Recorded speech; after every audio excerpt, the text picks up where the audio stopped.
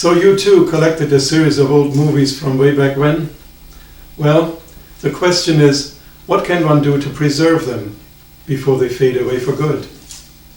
If you have a video camera and a movie projector, you may be in business. That is, if your projector has a speed control, or if your projector runs at 24 frames per second exactly. And I will explain why in this short video clip. But to start with, let's look at some basics and ground rules why film to conversion will work and does not work at times. There are two basic video formats used in the world. They are NTSC at 30 frames per second and PAL at 25 frames per second. The NTSC is primarily used in North America, Canada and Japan, while the PAL system is used in Western Europe, Australia, New Zealand, China, Hong Kong, and some time ago also Russia and France switched to the PAL system. For our discussion, we will only be talking about the NTSC format, which produces, as we said, 30 frames per second, but it does also produce 60 fields per second, because each frame is scanned 2 times. All odd number horizontal scan lines and then all even number horizontal scan lines. Therefore, the fields are the smallest unit in video timing. And I think this is an important point that we need to understand. Non-silent films are produced at 24 frames per second. And as you can see, the rates of 24 versus 30 and 60 in the video system just do not match.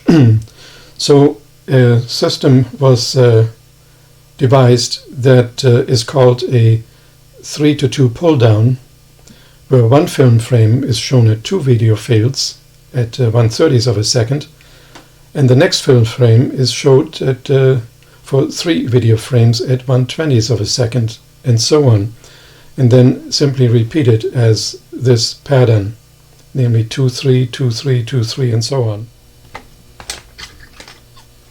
Here is a pictorial view of the film to video transfer using the 3:2 pull-down method.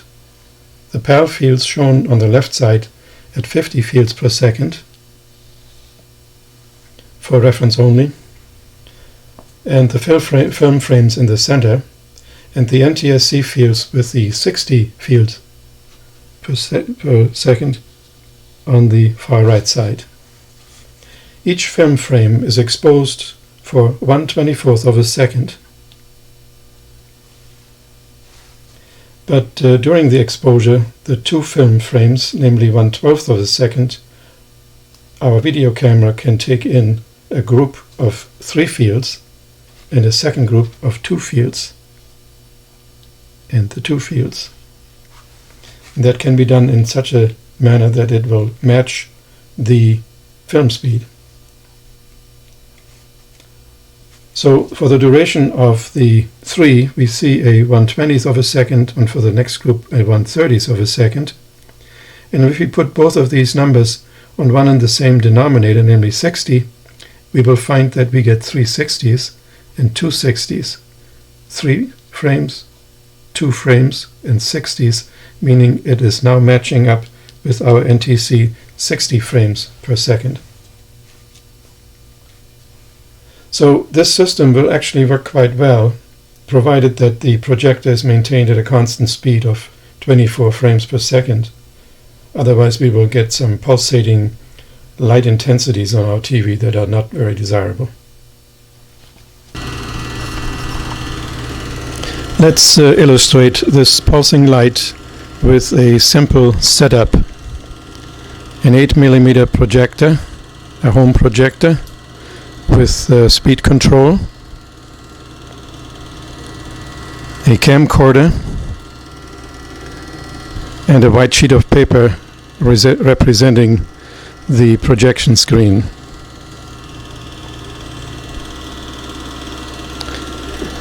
As I slowly change the speed of the projector,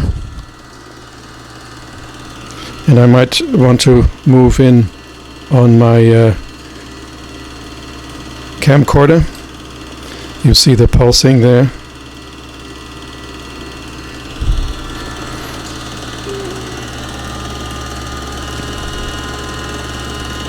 There's one speed where it's no longer pulsating. As I go faster, it starts again.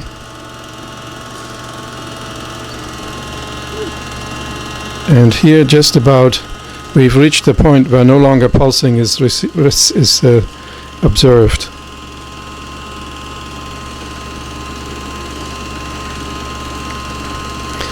So then the question is, what is the speed at which this picture became steady?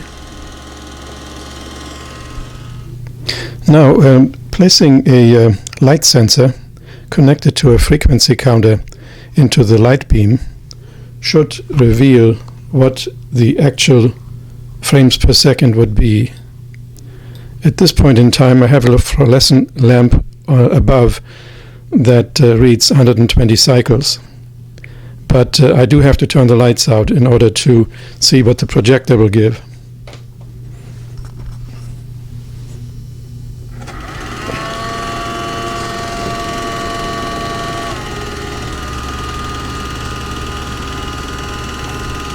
And here we now see a 58 cycles per second, and I can bring this up.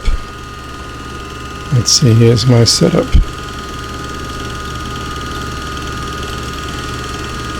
If you look at the number up there, I bring it to 60 cycles, and that's essentially where the best synchronization is achieved.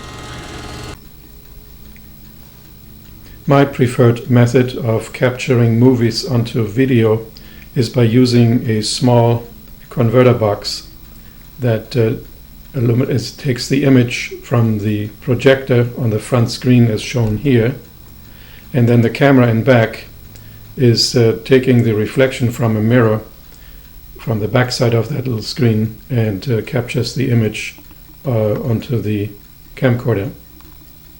The whole system looks something like this. The moment the film starts running, you will see the actual action on a television screen, so that you will be informed as to what you are capturing.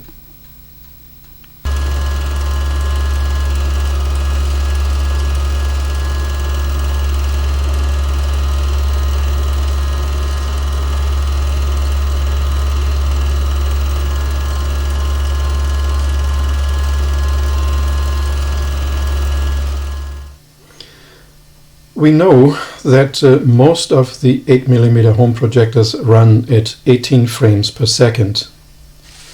However, we saw 60 frames per second being the optimum for achieving synchronization. Since I cannot explain this, I ran another experiment, and in doing so I let the projector run at 60 frames per second for a 30-second period. And then I counted the frames that actually passed the lens. And I counted 600 frames in 30 seconds. So this then results in 20 frames per second. But the question now is, why do I only get 20 frames per second when the frequency counter tells me 60 frames per second? And by the way, the frequency counter was verified with an oscilloscope, and it reads identically the same as the frequency counter. So now we got to get serious and look at the projector and see what can we see that comes to a conclusion, so we finally understand the whole system. The projector studies are as follows. As I manually turn the 3-bladed projector shutter wheel, I discover that a full rotation of the wheel advances the 8mm film only one frame, which means that each frame is illuminated 3 times. In this portion, and that portion. Thus, the 20 frames that we see times 3 illuminations turns out to be a 60 field per second illumination. So that is essentially what our camera wants to see, and obviously now we're in sync. So that means that the film really advances only in position A, while all the others are just chopping the picture one more time or two more times.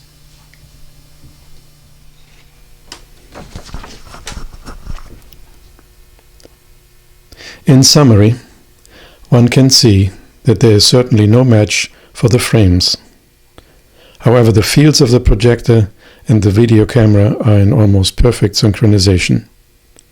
In order to maintain this synchronization, one can simply watch the output of the video camera on a TV screen during the transfer and adjust the projector speed control to optimize the light stability. I have done it for years and it works well. Now that we recorded the film in synchronization with the video camera, there's only one thing left to do. Because we ran the film at 20 frames per second instead of the standard 18 frames per second for the projector, we need to slow down our video production by about 11%. We do that by using the playback speed control on your editing system. And while you edit, you may also want to correct for poor and too much light exposures that could have never been corrected before on your old film. All these years I knew how to transfer film to video, but after completing this video clip I have finally learned why it works. A lot of good information can be found on the internet, namely at howstuffworks.com, and then search for movie film and video. If you do not have a projector, there are several places that will put your home videos on DV or VHS tape for about 40 cents to $1 a minute, depending on the quality you desire.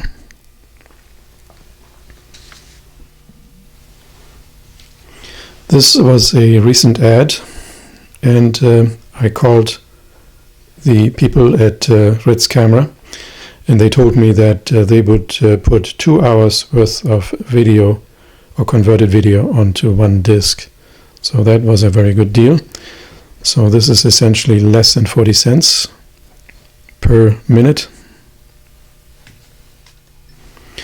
And here's another place in Escondido that will do the same thing, except it's a little bit more expensive. And they will do this job with a $6,000 projector. They will also clean up dark and light spots, as they say, and frames as needed. So these are probably more the professionals, and you can expect something close to $1 per minute.